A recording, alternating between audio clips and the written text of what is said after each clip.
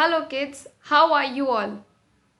I'm sure you have understood our last session very well. Dreams, we all dream and we all want our amazing dreams to come true. Yes? In our today's session, we will now read something amazing about dreams. A Moth with a Dream, adapted from The Moth and the Star by James Thurber. Students, this is an amazing story. Come on, let us now read and understand. What is this? This is a moth. Moths are insects with wings. But wait, they are not butterflies. Most of them are nocturnal. That is, they are active at night.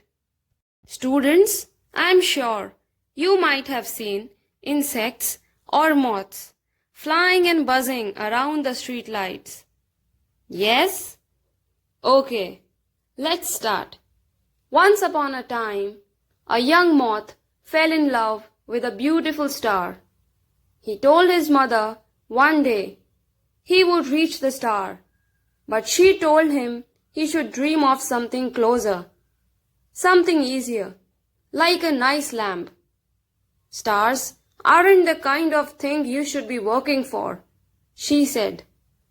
Lamps are the thing. Find a nice lamp, Moth's father said. Yes, you can easily reach a lamp. You will never be able to reach a star. But the moth did not listen to his mother and father. Every evening, when the star came out, he would start flying towards it. Every morning, he came back home worn out from flying all night. There was a young moth who fell in love with a beautiful star. He honestly expressed his desire to his mother, but his mother disliked his idea. She told him that the star is very far away. Instead, he should find something closer. Similarly, his father also told him that he will never be able to reach a star. So he advised him that he can easily reach a lamp. Students, now the story will become interesting. One day his father said to him, "You haven't burned a wing yet, boy, and it looks to me like you never will. What's wrong with you? All your brothers have burned their wings, flying around street lamps. All your sisters have burned their wings, flying around house lamps." Students, see, his father is trying to convince him to fly around street lamps by telling him about his siblings. But do you think that this moth will ever give up? Come on, now, this is what we do. You aren't afraid of a little burn, are you? The moth wasn't afraid, but he didn't want to fly around street lamps or house lamps. So he left his father's house. He never changed his dream. When he grew up, he continued to believe. Every night he went right on trying to reach the star.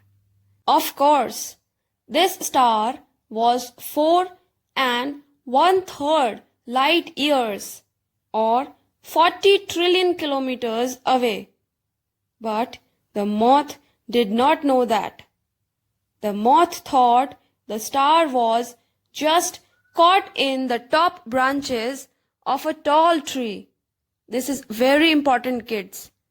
The moth went right on trying, night after night, but he never did reach the star. Finally, when he was very, very old, his mind began to play tricks, as minds sometimes do. Now, kids, what do you think? The moth was innocent. Yes, he thought that the star was just caught in the top branches of a tall tree. He began to believe that he really had reached the star. Often he told stories of his adventure catching a star. No one listened, but he was happy anyway. For his entire long life, the moth believed in his dream, and he lived to be a very old moth. He was happy. But his mother, father, brothers, and sisters all burned to death when they were quite young. Now, students, what do you think? This ambitious moth had reached the star? No. Students, I want all of you to understand this. Dreams allow our spirits to shine, and they reflect our uniqueness and authenticity. If we talk about the moth, he was happy till end. This is what is required in life, our true inner happiness, and that can be achieved only when one believes in his or her dreams. So, I want all of you to have faith in yourself and work towards your dreams. We began our unit on shadow and light with a poem about shadow. Let's finish our unit with some poems about light. These poems are about light, and the first letter of every line spells light. Poems like these are called acrostics. Read the poems. Come on, let us now read some cute little poems that will surely amaze you. Lend me a candle, I will set it alight. Give me your hand, hold it tight. Together we walk out of the dark. Students, what are you searching for? Are you searching for the word light? Let me help you. Ta-da! Now can you observe this word? Good. But for the next two poems, you will find it out. This is the second poem. Look how dark it is. I don't have a torch. Go to the wall. Here is the switch. Turn on the light.